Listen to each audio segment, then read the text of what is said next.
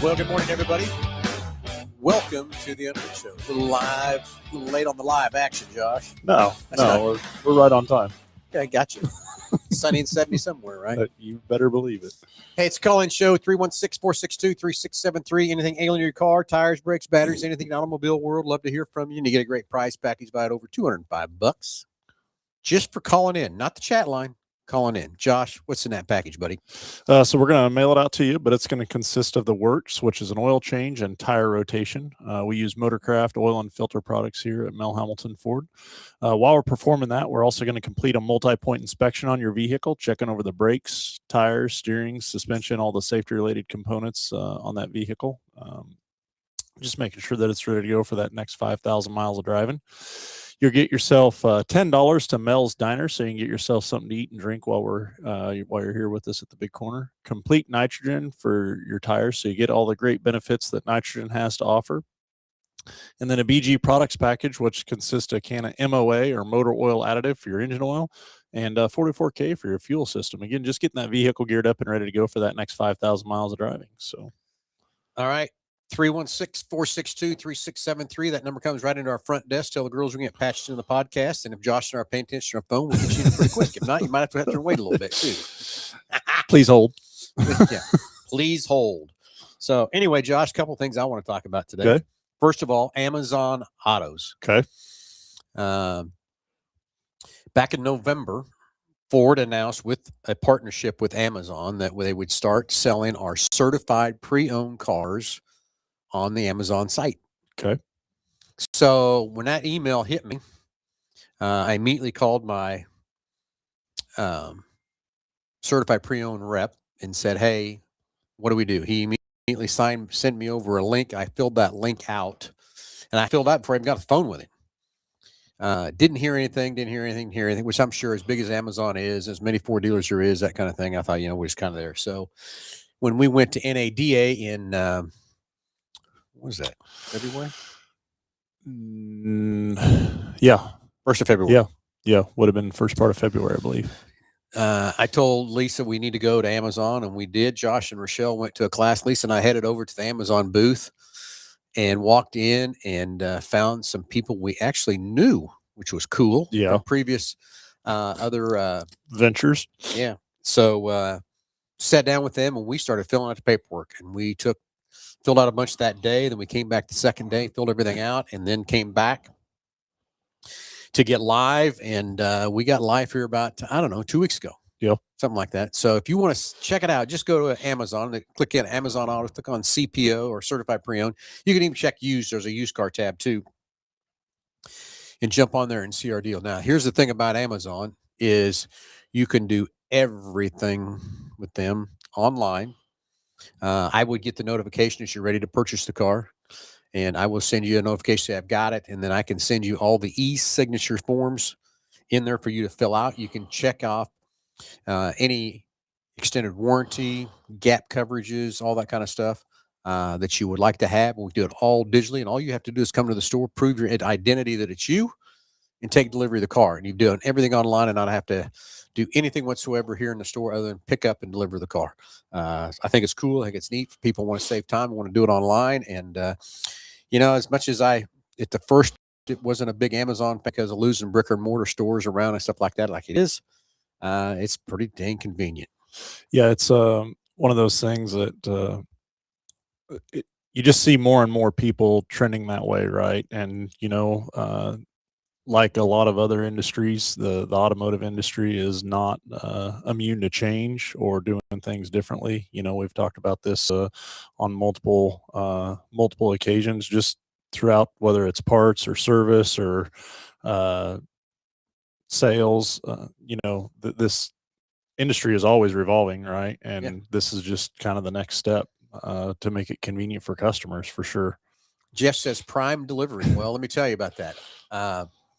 Right now, the way everything is set up, they want the customers to come to the store to prove their identity, to prove that it's them that bought it. So we don't have any theft or identity theft or someone buying a car in somebody else's name, that back and forth too. We'll tell you, when we were there at NADA, they were talking about they are working on a national delivery setup, and it's not here yet from that part. But course, Jeff, since I know you and you do it all online, I probably would deliver it to you. Okay. But right now they're telling us they want the customers to come and prove that that's them. So there is no identity theft or anything else either. I tell you, everything we had to go through to sign up and all the stuff that Amazon wanted you to dot your I's, cross your T's, and all that kind of stuff was pretty intense. I mean, it took us that first day we were there. I bet we spent an hour and a half. Yeah, And the second day we spent a couple hours. And then when it got back to the store here, Rochelle and I spent several hours of doing different things and giving them all the stuff we needed to set this up and set things going and get in a place. And yes, we still are, I believe, the only Ford store in the state of Kansas live on Amazon. Now, right now, they're restricting it to a 75-mile radius around the store that we can sell those cars to. But I know that's going to eventually, after things get going and they make sure all the bugs are worked out of the system, there is no bugs or whatever, that they'll extend that out further, especially since they're looking at a national delivery situation too. So it's kind of cool. Go and check it out. Amazon Autos. Check us out. Our inventory is all there. Could be a great convenience for you. Not having to come into the store, just come in and pick it up or whatever. But again, Jeff, if you want to buy your Explorer and trade yours, we'll do it online with you and send you the paperwork, and then we can come out and do the prime delivery for you. So anyway, so that's one thing that's pretty cool from that part. So what about in the shop, Josh? So on our side, we're not quite there yet. We talked about it a little bit last week, but wanted to reiterate it again this week. So start the tire sales tool, not tire sales tool, tire sale of a buy three, get the fourth tire for $1. We got that is starting on the 16th and goes through the end of March. So we're definitely prepping for that, starting appointments to get that schedule filled up. For sure, it's going to be a very, very busy time for those guys back there, but it's definitely a huge advantage to a consumer if that's something that you're close to needing or in the market for. Now is the time for sure. They've got a couple of the manufacturers have additional rebates out, and we're able to stack those. The other thing, if you're a military or first responder, it gets you additional rebate on them as well. And so it's crazy to see some of these stacks sometimes, and what you leave here on a discount wise with. And I know a lot of consumers maybe ask themselves, is it really a discount, or am I really getting? Well, you are for sure on that side of it. And so okay, got to back up some questions on Amazon Auto. Tim Daniel wants to know, does this add an additional cost to the process? Well, I'm going to tell you, Tim, I thought it was going to, or Amazon would put an upcharge or do something. But my pricing that I put on my used cars is the pricing out there that you can pay for that car right online. They didn't add anything to it or nothing whatsoever. So it really blew me away. Plus, I thought they would take a huge chunk out of our side of the situation. As of right now, I'm sure it's going to change. Yeah. As of right now, it's not taking anything away from us. It's kind of getting things off the ground and getting things going. And I think Amazon is using this, talking to them out there at NADA. They're using this as another advertising way to get to customers and have convenience for customers to do other things on Amazon and trying to bring people in. It's kind of like, I don't call it a lost leader, but a lot of places, have our lost leaders and stuff like it. It's not that. I think Amazon is just looking at the audience and who's out there on Amazon and what else can they do to keep that customer on Amazon is what I really think it's about from that part too. So, yeah, Jeff, I know you like to dance, but I don't think we ever danced. So that's okay. You and many other customers. Yeah, exactly. So anyway, we talked about the tires. That's coming up here the 15th. 16th. Starts the 16th. 15th is Sunday. So it does officially start on. It could start on Sunday. It's not open to get anything done. It does officially start on the 15th. 16th, but buy three, get one for $1. For $1. So I'm not sure where they came up with the $1, but I guess I don't know. Probably some law out there in some other states. That's what I was. Give something away you or whatever. Can't advertise a free deal if you're having to pay for something, or something. Probably why that's out there for that $1 or whatever. But still a great deal. 17 still is that's still our number of models of tires we have. Just like yesterday, we traded for last week we traded for a Cadillac Escalade. Yep. You know which one I'm talking about? Oh yeah, no, I seen it God the first day almighty. we got that thing in, and I was like, yeah, those do not belong on there. They come and got me because it's a high end Cadillac and they want Mhm. to get my opinion of what the thing was worth and stuff. And I walked out there and I seen those tires on that thing and I go, what in the world would you put those? It's an off road truck tire Yeah, on a on nice, an LT. Yeah, a nice Cadillac Escalade and it's got truck tires on it. Boy, and then someone that's the first thing I said. They got taken for a loop there on was that a deal. Explorer the other day had a very very similar situation, and it had oversized plus size off road tires on it, and I was like, yeah, Yeah. So, anyway, I'm getting across there. Hey, good morning, Joe Petty. Thanks for tuning in. Anyway, the other thing I'm going to tell you about these tires is, way back in the day when I was selling tires with my dad, we had like a G6015, and that was just a common size we used around there. And then we switched over to these metric size tires, which, 275, 55, 20s or whatever. But now it's into a deal where you have to get the right load range and speed rating to match that suspension, to match the brakes, to match all that stuff in there. And that's what's happened. I guarantee that people with that Cadillac went to a tire store and that's all they had to offer in that size. They didn't have the right proper speed rating and load rating. They didn't look at the door to see what the car, what that Cadillac needed and said, here, this is what we got. This is what we can yeah. sell you. And they sold them that. Consumers don't know. And I didn't drive it because my sales manager had drove the Cadillac, but I guarantee you Oh that thing yeah, was a noisy, rough riding thing. And when we change those tires out, put some different tires on the thing, it's going to be so much of a different ride, so much different handling. And next thing is those tires are so rough and so coarse. If that thing did needed to stop quick, I don't know what happened. be tough, right? Yeah. Yeah, I was on a an advisory call the other day, and one of the things that we were talking about was trying to get the manufacturers to give us the ability to widen the parameters when it comes to like programming, plus size Yeah. tires. You get a lot of consumers, especially like in an F-150 or a Bronco or a Super Duty or whatever from there, that they want to customize the vehicle. And right, I get it, I understand it, but I think what the average consumer doesn't understand is just the amount of safety features that are on that vehicle, that from a manufacturer standpoint, like, yeah, we want to give you the ability to do that, but also we have to, for all intents purposes, have these features certified. We make these vehicles safer and safer and safer, and add these, the lane assist and the adaptive cruise and the now with Blue Cruise, even Yeah. some of the parameters that they have, and they're just like, there's only so much range that these sensors and parameters and modules can uh, data you can put in them before you're just maxing them out. And so, I mean, I get it from both sides of the coin, but I think where my statement to this is, you go to like an independent shop or someplace like that, and they put tires on there that are way oversized or not the right thing, and it's not from maybe intent, but just lack of knowing. And what they've now done to your safety features and the functionality of the vehicle, and what problems that could cause. I mean, nobody's worried about safety or brakes or anything like that until they need them.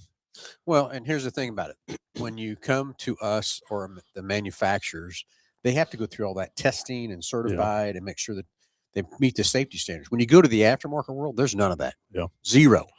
So when you're buying an aftermarket rim, they don't have to go through the crash test. They don't have to go through the corrosion test and all that stuff you have to do that the manufacturer has to go through.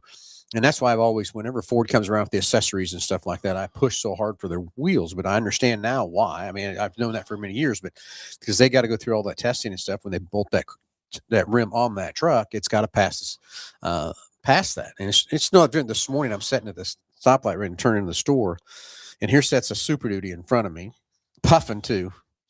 Puffing the old black smoke out. yeah. And he's got some tires on that thing and wheels on that thing. I'm thinking, holy smokes.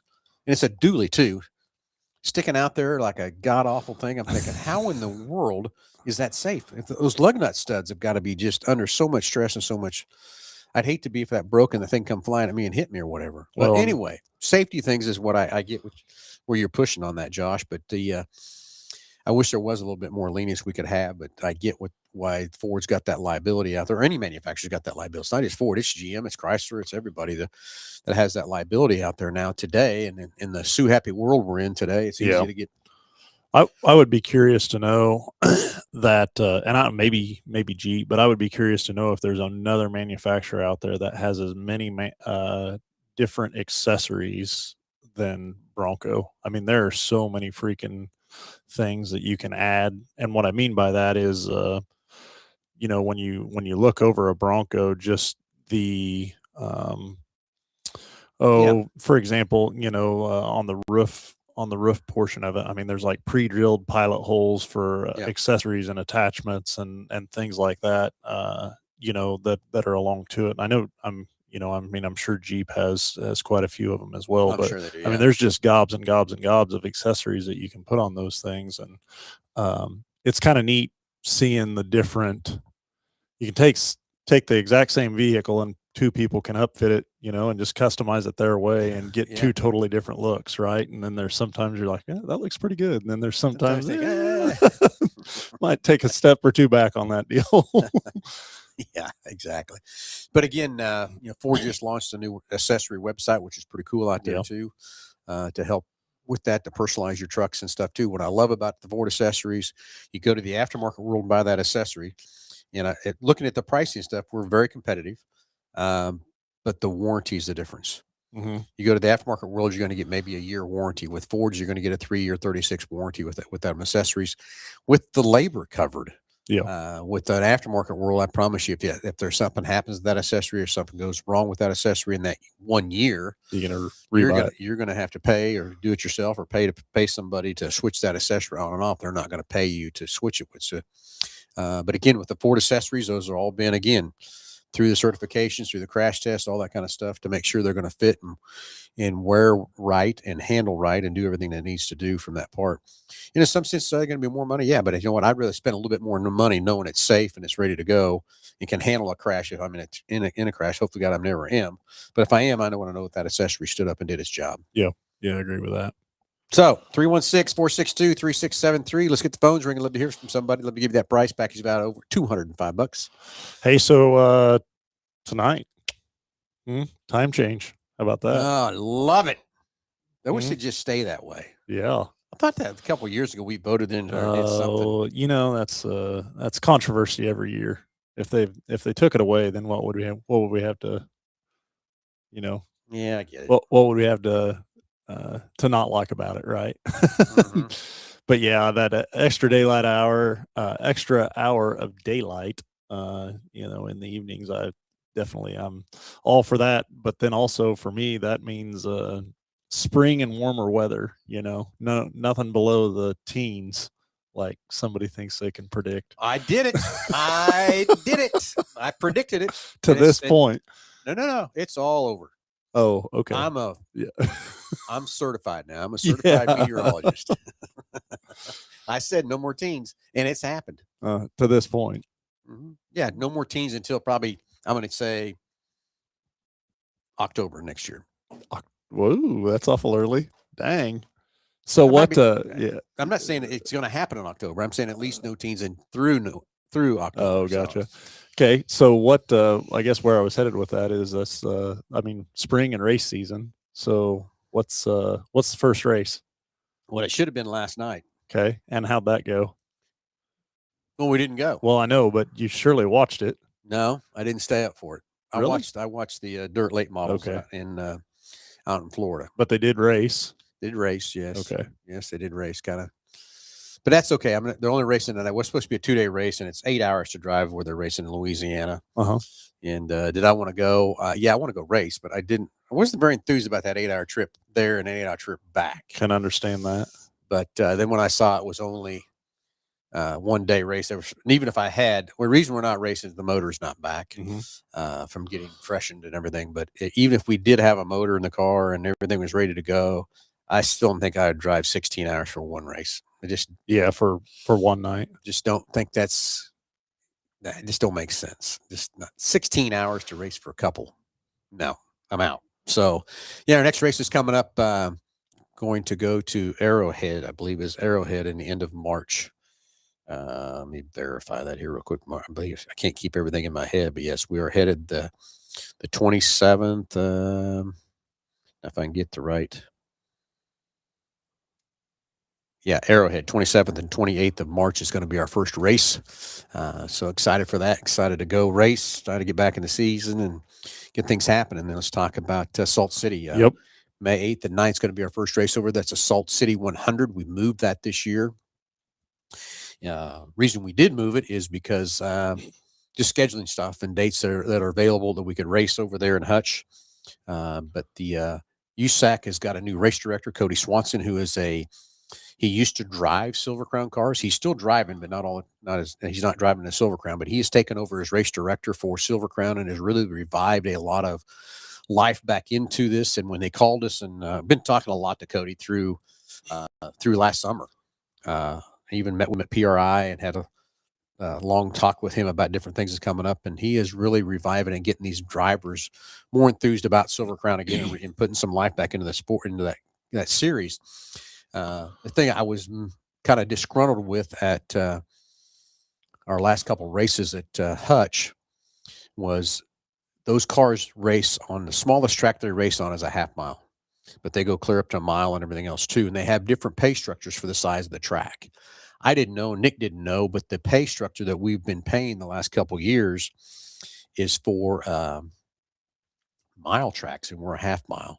So a lot of the drivers didn't realize it was that much pay difference, because it's half mile tracks are supposed to be 5,000 to win. A mile tracks are 10,000 to win, and we've been paying 10,000 to win the last couple of years to run that race. So all those drivers didn't know that and didn't want to make the trip for that little bit of money or whatever either. So now, being their season opener, it's the first race of the year. I think it's going to be a great car count. We're still paying 10,000 to win from that part. So some exciting stuff coming there. So they assume the size of the track just based on what the payout was. Correct. Okay. That's how the Silver Crown's always been set up. No one, it just didn't get out there to the drivers enough to know that, hey, that this it was is a half mile deal. Half mile pay and mile pay from that part. And a lot of drivers said, man, if we'd have known, we'd have been there. Well, and the other, just from thinking, how many mile tracks are there out there? I mean, I don't know. I've got to think that that's probably a lower number for sure. But, I don't know. Just from a wear and tear standpoint. I'd have to go back and look at their schedule and see how many of those races there. I don't know. I think they run 10 to 12 races a year with the Silver Crown cars, something like that. Yeah. But I'd have to go back and just see what those are. But I think there's probably more mile tracks that they race than half mile tracks. Oh, okay. Gotcha. And I do know there's more asphalt tracks than dirt tracks they race on from that part. But I'd like to go see how many of them are 100 lapper like we have. Yeah.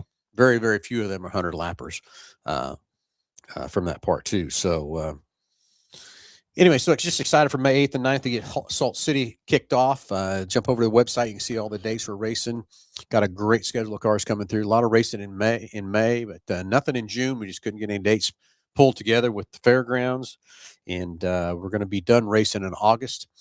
We just couldn't get any dates in September that made feasible possible with the fair being over there and getting the track turned around and everything else too. In the last couple of years in October, just to be honest with you, those October races that we ran the last 2 years in a row, the attendance wasn't any good. People are, I guess, more interested in the high school football and college football and stuff too. So I get it. There's all kinds of different people what they want to go do, but I'm just not going to race in October. I can't get the people to show up to pay to make it beneficial for the situation and stuff too. So we're going to be done in August. We're going to end in August with a 2-day late model show, which will be very cool to put those late models on that half mile again with the big motors and stuff too for the Rev Series, and also the Heartland late model tour is going to be a combo deal there on the in August. So a lot of exciting stuff coming at Salt City. So I hope everybody can get over there and have some fun with that. And Nick and I have been over there this week and last week talking to the community, and I tell you, I can't get over how well that community is wanting that racetrack and how well involved they want to be. We met with a lot of businesses and stuff on sponsorships and partnerships and stuff over there, and it's just blown me away at how much that support and the city wants that track to be there, and how much fun that I met with a lot of these businesses that say, our employees just had a great time. Sure. A lot of things for that part. A lot of met with a couple of vendors that said, hey, we're there to network with other companies. Not, our customer is not that customer sitting in the seats. Our customers is the other sponsors there. Different things from that part. So they're excited to network with them and stuff. So it's just a win-win situation on that racetrack from that part. So if you'd love to talk to Nick and I, we're coming over to Hutch every Thursday, or if somebody here in Wichita would love to help get part of Salt City, we'd love to talk to you. So anyway, 316-462-3673. Let's get some phones ringing. It's awful quiet out here today. Everybody's still sleeping. Must be. Rick Elmer, what are you doing, buddy? Up and at it? Going racing anywhere this weekend? Of course, there ain't much to go racing around here close. You'd have to travel a long ways to go race. But got another big night of the Super Dirt Lucas late models on Flow again tonight down in Florida. Going to be a 50 lapper, 25,000 to win. So this is surely not the same track from, what was it? Last one? No, the one that odd shape D shape. Yeah. No, different track. They moved on to another track. It's a weird name. What is the name of that racetrack? It's called I don't know. When you showed me that overview of that thing, I mean, it just looked exactly like a teardrop, and I'm like, I think it'd be hard to be consistent on that thing for sure. Just the way the corners were set up on it. Golden Isle Speedway. Oh yeah, that's right. That's what you said. Yeah, Golden Isle, and it's a fast 3/8, and a lot of good competition down there. Someone's got to knock off Davenport. He's won the last 3 races in a row, and someone's got to knock him off. Like, how many he's too bad. Rex Trigger, where you been, buddy? Man, I missed you, man. You ain't been around for a while. You've been hiding out. I'm pretty sure he doesn't think he needs anybody knocking him off. I'm almost positive if Davenport? You talk to him. Yeah. Yeah. But yeah, he's out there pretty tough, man. He's got something dialed in and everything else too from that part. But I thought Overton last night was going to give him a run for his money. He had him for a couple of times and stuff too. But man, old Davenport's just he's got that rocket, got it on a rocket ship going. Got it dialed in. Something from that part. But again, that track's it's a tricky track, and and the guys that interview the guys, it's a track that you have to be so dead on for what the dirt's doing.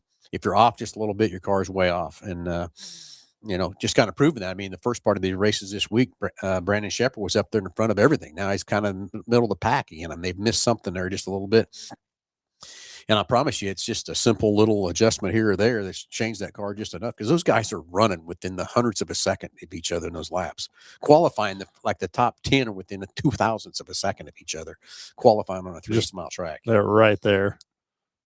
I just wish I could be there in person to hear it. Yeah. Listen to it on TV is nothing like being there in person, hearing those big blocks screaming around there at 9,000 RPM. Yeah. Let's go. Exactly. So, anyway, okay, we talked about the tires. We talked about that. No one wants to seem to call today, Josh. I don't know what the deal is. We're running everybody off or what it might be.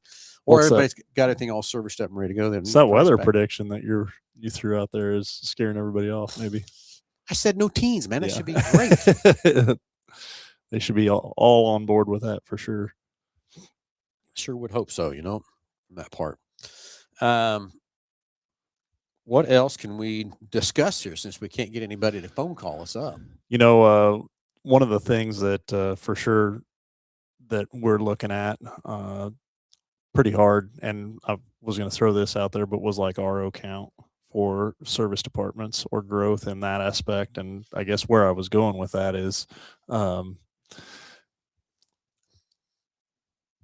going to a busy place. There's a reason why you go to that busy place, right? Like, they're obviously doing something right. And that's not sitting here saying that we're immune to doing something wrong, but the strive is to not do anything incorrectly. But are you talking about my theory about a restaurant? 100%, but also in the aspect of people trying to take care of people to the best of our ability each and every time. And when there is something that doesn't go exactly the way you think it ought to be, it's being a partnership in that to overcome an objective that as a consumer, but then also the place of business, like, we got to work together to come up with a common goal to be able to resolve your issue. And where I was going with this when I initially started out with this is, Ford has they're really focused on customer pay, repair order growth coming this year, and by all means, we're leaps and bounds ahead of the other dealers within our region, and everybody is asking, hey, what are you doing, or what's going on, or why is that? And I honestly, at the end of the day, I think it's just people wanting to get up and go to work and take care of people, right? And so I think that flows in with your restaurant analogy of, well, why is it that way? And it's just a matter of, again, trying to do the right thing in the right times to get people taken care of. Yeah, for sure. well, for those of you who don't know, my restaurant theory is if you go to a restaurant and there's nobody there, I'm leaving. There's got to be a reason no one's there from that part. But if you go to that restaurant and there's a wait, there's a reason there's a wait. It's so good. It's worth the wait to get it taken care of. Now, can you get your car serviced in a lot of places here in Wichita? Sure. There's a lot of places to get that done and everything else too. But what's the experience like? We stand behind it. Are you getting quality products? Are you getting a certified technician looking your car over and doing the repair work and stuff? But again, are we human, make mistakes? Yeah, we make mistakes, but that's how we fix it, take care of it. But again, getting those types of repairs, quality parts, and a good technician that's sitting there working on it, that's been certified, been through testing and stuff, and knows what he's doing with that situation. It goes back to my day. Like I said, back in my day when I was wrenching on a car, if I pulled a shop manual out, or I walked in a shop and a tech had a shop manual out, he had no clue what the hell he was doing. Okay. Today, if that technician doesn't have his laptop out and using the information to diagnose the car correctly, he has no clue what he's doing today. It's how things have changed over the last 30 years from that part. But again, we have the right proper tools, the right proper stuff for these technicians to do their job and stuff too. But again, if it's busy, and because I got a reference one time ago, and this is just a couple months ago. So, you got to go to this place. It's fantastic. Da, da, da, da. And I roll in there, and there's 2 people. Well, in that restaurant during lunch. No. This was the evening. Oh, okay, yeah. And I called the guy at the refer. I said, "Hey, dude, there's only 2 people sitting in here. That's it. And you're telling me this is so good and so great." He said, "I trust me. I'll just order this, and this, and it'll be fantastic." I said, "I'm still nervous. There's only 2 people sitting here." So by the time I ordered what he told me to order, within the next 15 minutes, the place was full. Oh, really? So I don't know. It's just a timing thing there or whatever, but it was full. And then when I left there was people waiting to get in line. That's just a freak kind of a deal. But I had to call my buddy and say, "Hey, dude, there's nobody here." This breaks all of my theory about these restaurants. Yeah. So is there a time maybe you can walk in our quick lane? It's not that busy. Yeah, it might be. I don't know, but I doubt it. For the most part, probably not. I've had the opportunity this week to talk to a gentleman, and he had got a tune-up on a vehicle. And God dang, do you tune-ups anymore? Well, that's what. So that's what, essentially what. Well, let me rephrase that. We replaced the spark plugs and put a set of plug wires on it. But he kept referring to it as a tune-up. But I don't want to say argument, but the question that he was having was the expense on what it was, on how much it was. And so we went through and I talked to him and explained, well, in order to do this deal, so part of what the issue was is we had to remove the intake to get to the spark plugs. And he's like, man, and you could tell that the guy had a little bit of technical background from years ago and what replacing spark plugs in an older vehicle was like and stuff like that. But we went through and I showed him the process and that the intake had to be pulled and all that stuff. And he says, "I just don't understand why they manufacture the vehicles like that." And again, we went on and I was like, well, years ago when you performed a tune-up, you'd be changing plugs, could be every 10, 15,000 miles, putting spark plugs in something. And nowadays you just 100,000 miles typically before you ever even think about spark plug. And went through and talked about a couple of different scenarios. I mean, I know of a vehicle specifically that in order to just change oil on it, you've got to pull the motor mount out of the vehicle in order to gain access to the oil filter. And it's just crazy sometimes from the technical side of things or the process side of things. It's like, well, does the manufacturer even think about replacement of this specific component? I think of there's some GM products out there and some Dodge products out there that in order to replace a starter, you got to pull pullet intake on, and just what it takes to get to some of those components. Sometimes you think, wow, why is that like that? But then also on the other side of it, like, everybody has a pretty durable product when it comes to powertrain portion of the things, and we don't put starters on or alternators on like we did, years ago, or even spark plugs, for that matter. And so, but we definitely, in the situation with this gentleman, we could have done a much better job of explaining the process instead of just being again, being in the industry every day, and knowing kind of what's going on, and not communicating that very well. And typically in any situation that I get involved with, and I think a lot of times from your perspective too, Phil, is that it's just about communication, right? And trying to take the time to slow down and explain what's going on and why it is, and not just assuming that the other person knows that. Yep. Is I think huge. Very huge. Anyway, Rex Gigaro says, change your cabin air filter, folks. That's exactly right. Once a year, changes, kind of like your house filter in your cars. I love cabin air filters. Yeah. I think they're great.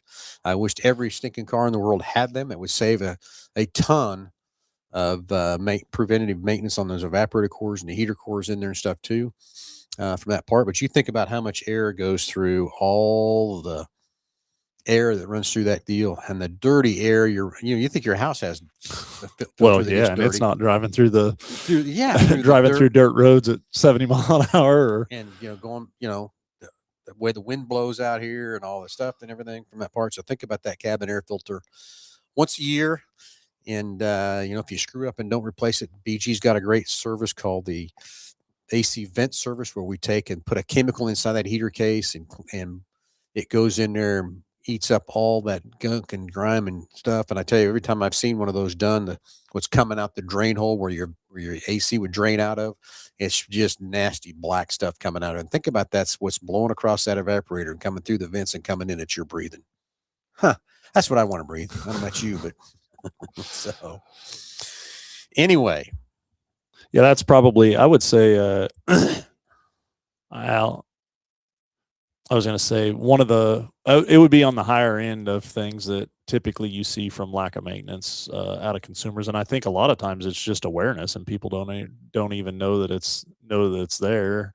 And then they start getting an issue with air volume through the blower motor or something along those lines. And you're like, well, let's look at the cabin air filter. And, we've pulled some of them out that are pretty dang bad for sure. And again, it's just a matter of awareness, and yep.